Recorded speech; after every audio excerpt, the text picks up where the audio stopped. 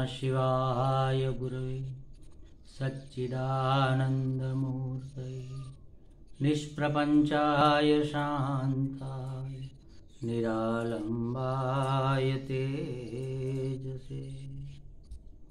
हरिओम प्रभु जी। आज के इस प्रश्न परिषद में आप सबका स्वागत है। आज का प्रश्न भी भावनगर गुजरात से नगीनदास पिठवा जी का है। उन्होंने पूछा है, मन का दर्शन करने वाला दृष्टा विचलित न हो तब तक दर्शन करना क्या है? दर्शन क्या है? एकाग्र दर्शन क्या है? पूर्व धारणा के बिना दर्शन क्या है? स्थिर और शांत मन का दर्शन क्या है? निरावास दर्शन क्या है? इन सब के बारे में बताइए। दर्शन शब्द को जिस किसी के साथ भी आप जोड़ दो वह दर्शन हो जाएगा। स्थूल दर्शन क्या है, सूक्ष्म दर्शन क्या है, कारण दर्शन क्या है, कार्य दर्शन क्या है, सद दर्शन क्या है, दूरदर्शन क्या है, निकट दर्शन क्या है, भेद दर्शन क्या है, अभेद दर्शन क्या है। देखो कितने दर्शन हो गए। अब सिर्फ एक दर्शन शब्द को समझ लेंगे तो सब दर्शन अपने आप समझ में आ जाएंगे। शब्द का अर्थ तो पता ही होता है, अगर नहीं पता होता तो कहीं से जान लिया जा सकता है। तो शब्द के अर्थ के साथ दर्शन जुड़ने से उस पदार्थ का दर्शन हुआ माना जाता है। अब समझो, दर्शन दो प्रकार से हमारी भाषा में प्रयुक्त होते हैं।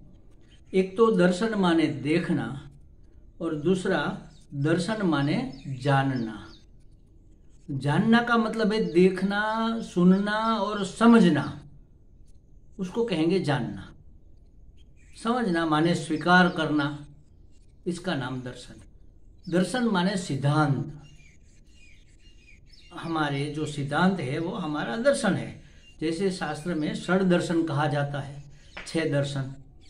उसमें 2 विभाग किए जाते हैं, द्वैत दर्शन और अद्वैत दर्शन, साकार दर्शन और निराकार दर्शन, सगुण दर्शन और निर्गुण दर्शन, ऐसे विभाग किए जाते हैं। यहाँ दर्शन का अर्थ है सिद्धांत। सिद्धांत को समझना माने दर्शन।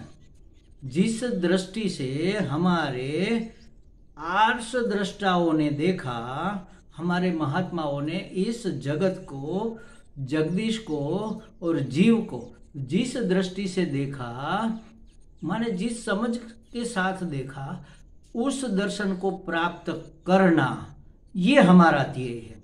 हम कहते हैं भगवान का दर्शन और भगवान के दर्शन।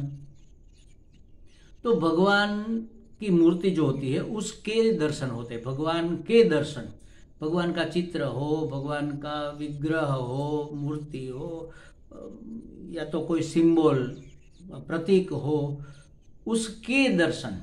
मतलब ये चक्षु से उसको देखना, आंख से उसको देखना, उसको भगवान के दर्शन कहते हैं। और भगवान का दर्शन, इसका मतलब है भगवान का जो सिद्धांत है, भगवान जिस दृष्टि से इस जगत को, मतलब भगवत दृष्टि से इस जगत को देखना, यह है भगवान का दर्शन। तो मैं तो हमेशा यही मानता हूँ और मैं अपने वाक्य में यही इस्तेमाल करता हूँ, भगवान का दर्शन प्राप्त हुआ। भगवान के दर्शन हुए और भगवान का दर्शन प्राप्त होता है। भगवान का सिद्धांत, जिस सिद्धांत से वह इस जगत, जीव और जगदीश के प्रति उसका जो सिद्धांत, उसकी जो समझ है, भगवत दृष्टि, भगवत दर्शन, हमारे आर्ष पुरुषों ने जिसको जिस नजरिए से, नजरिया शब्द इस्तेमाल करते, जिस नजरिए से देखा है, उस नजरिए से देखने का नाम है भगवान का दर्शन प्राप्त होना। अब आपने जो पूछा है, ये सब बातें इसी में समा जाती है, बाकी तो सब फिजूल की बातें होती है। मन का दर्शन करने वाला दृष्टा विचलित न हो तब तक दर्शन करना। मन का दृष्टा, मन को थोड़ी हम देख रहे हैं। मन कैसे काम कर रहा है, मन के काम करने के पीछे कौन सी शक्ति है, यह देखना, क्यों देखना है? मन को सिर्फ देखते रहना, बस क्यों देखते रहना है? उसमें विचार आते हैं चले जाते हैं, आते हैं चले जाते हैं, आते हैं। देखते रहने से लुप्त हो जाता है किसी भी चीज को, समस्या सोल्व हो जाती है। देखते रहो। जैसे समझो कि मुझे यहाँ पर मुझे थोड़ा सा दर्द हो रहा है या खुजली आ रही है, तो बस खुजली दिखती तो नहीं है, लेकिन ऐसे ही देखो, वहाँ पर ध्यान केंद्रित करो, मन केंद्रित करो, वहाँ पर खुजली आ रही है, कहाँ पर आ रही है? इतने भाग में आ रही है। अच्छा, इतने भाग में आ रही है, देखते देखते पता चलेगा नहीं इतने से भाग में, फिर पता चलेगा नहीं सिर्फ यहाँ पर आ रही, फिर यहाँ भी इतनी सिंक्रोनाइज होती जाएगी, छोटी होती जाएगी, सुई के नोक के बराबर रह जाएगी, और एक समय ऐसा आएगा वो विलुप्त हो जाएगी। बस यही सिद्धांत मन को देखने का है। मन को देखते रहो। मन माने विचार, विचार के साथ चिपको नहीं, उससे साथ उसको पुष्ट मत करो, जो कल हमने बताया था। विचार आते हैं जाते हैं, आते हैं जाते हैं, यहाँ से आते हैं यहाँ से चले जाते हैं, जाने के लिए ही तो आते हैं। तो बस देखते रहो तो मन शांत हो जाएगा। इस दर्शन का मतलब अंतिम प्राप्ति नहीं है, ये एक साधन है। तब तक उसका दर्शन करना जब तक दृष्टा विचलित नहीं होता। दृष्टा कभी विचलित नहीं होता, जो वास्तविक दृष्टा है। लेकिन दृष्टा, जिस दृष्टा को जो देखता है, वह दृष्टा को मतलब जीव या अहंकार समझ लो हमारा, यह विचलित होता है। विचलित माने एक विचार को देखते देखते कोई और विचार आ गया, एक काम करते करते कोई दूसरा काम आ गया। ऐसा मतलब मुझे तो लगता है इसमें आपका पूछना भी बड़ा जटिल होता है।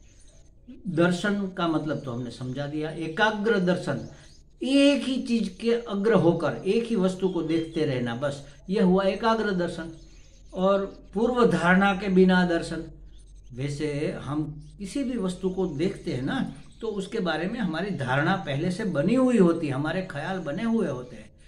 तो ये आदमी अच्छा है, ये आदमी बुरा है, बस अच्छा है बुरा है इसको छोड़ दो और बस देखते रहो। पूर्व धारणा के दर्शन का मतलब होता है, जैसे हमने कहा था, दो प्रकार की सृष्टि है, एक है ईश्वर सृष्टि, एक है जीव सृष्टि। जीव सृष्टि हमने बनाई है, ईश्वर सृष्टि ईश्वर ने बनाई है। ईश्वर सृष्टि क्या है? ये आदमी है, बस हो गया। फिर ये आदमी अच्छा है भला है, ये हमारी दृष्टि है। ये आदमी बुरा है दुर्जन है, ये भी हमने सर्जन किया।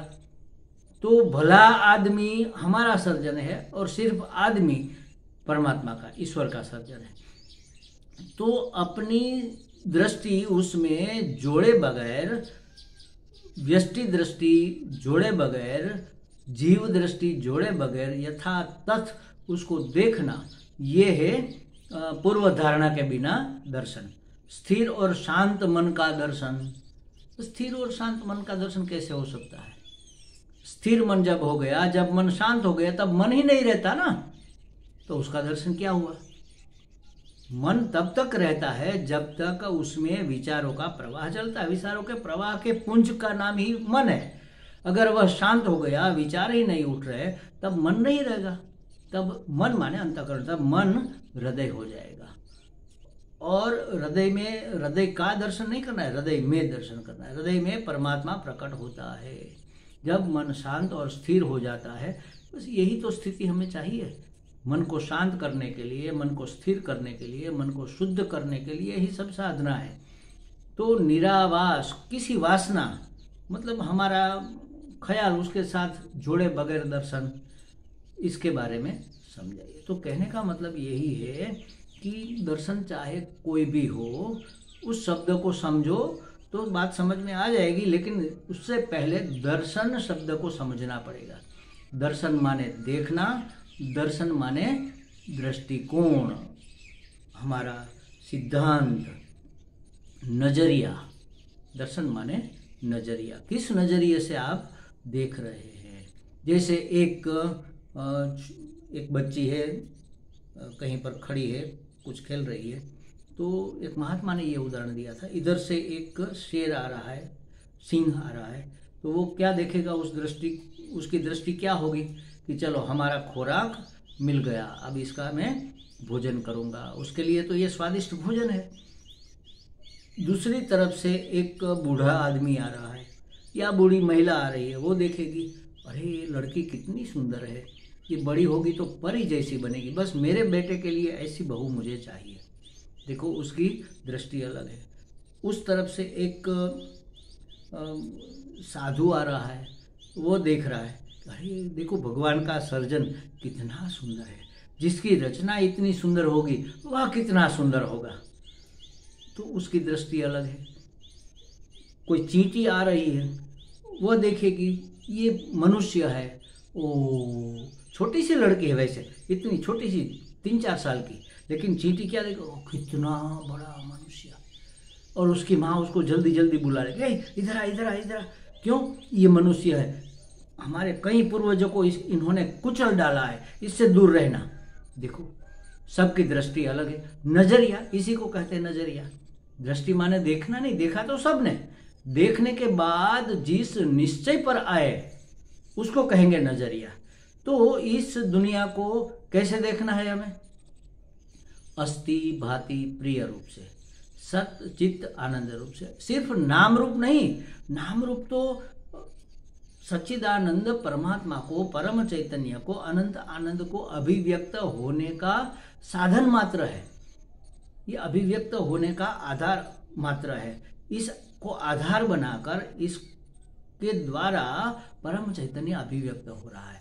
अस्थि रूप में है पना तो हर एक में है, अस्थि प्रिय उपयोगीपना भी हर एक में है, और आनंद किसी को तो वह आनंदप्रद होगा ही होगा।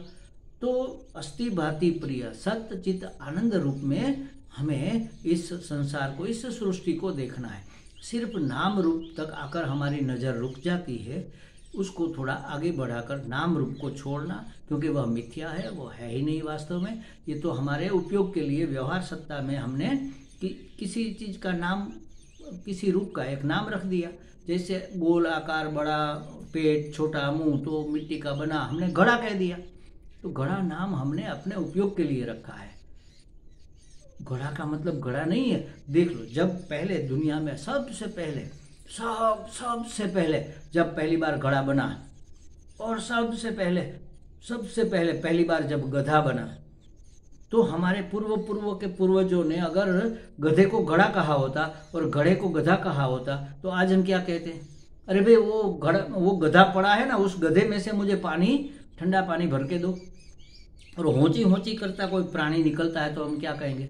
अरे इस घड़े को हटाओ यहाँ से, ये बहुत परेशान कर रहा है, आवाज़ें कर रहा है।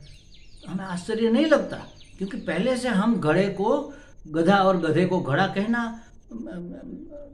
कहते चले आए हैं। तो ये पूर्व के संस्कार है। और इसका मतलब ये हुआ कि ये घड़ा और ये गधा, उस पद का जो अर्थ है, उसका जो नाम रूप है, वो मिथ्या है, हमारे व्यवहार के लिए मात्र है। वास्तविक क्या है? सच्चिदानंद, उसका होना, उसका भासमान होना और उसका उपयोगी होना, उसका प्रिय होना। अस्थि भांति प्रिय, हर एक व्यक्ति, हर एक वस्तु, हर एक पदार्थ, हर एक परिस्थिति में ये तीनों चीज़ें तो आपको मिलेगी ही मिलेगी। तो हमें अपनी दृष्टि कहाँ पर रखनी है? नाम रूप के ऊपर नहीं, हमें अपनी दृष्टि रखनी है सच्चिदानंद के ऊपर। बस यही नजरिया हमारे काम का है, यही दर्शन हमारे काम की चीज़ है। इसी को दर्शन कहते हैं। दर्शन को डेवलप करना है, हमें दर्शन को प्राप्त करना है। कौन से दर्शन को? भगवत दर्शन को, परम दर्शन को, अनंत दर्शन को। अभी हमारा दर्शन क्या है? व्यष्टि दृष्टि है, हमारी व्यक्तिगत दृष्टि है। इसको थोड़ी बड़ी करना है। बड़ी माने गुरु दृष्टि करना है। हमारे गुरु जी जिस दृष्टि से इस जगत को देखते हैं, उस नजरिए से, उस दृष्टि से हमें इस जगत को देखना है। तो इसको कहेंगे गुरु दृष्टि। शास्त्र जिस दृष्टि से हमें दिखाना चाहते हैं इस संसार को, उस दृष्टि से हमें देखना है, इसको कहेंगे शास्त्र दृष्टि। हर एक का अर्थ होता है, शब्द का अर्थ होता है, पद का अर्थ होता है। तो परम अर्थ जो उसका है, परमार्थ, उस दृष्टि को हमें प्राप्त करना है, परमार्थ दृष्टि। तो ये है दर्शन। ऐसे दर्शन की प्राप्ति ही अध्यात्म शास्त्र समग्र का हेतु है, उसका एक लक्ष्य है। हमें लगता है परमात्मा हम सबको ऐसा दर्शन प्राप्त कराए, हमें लगता है कि भाई नगिन जी को ये बातें कुछ स्पष्ट हो गई होगी। हरिओम।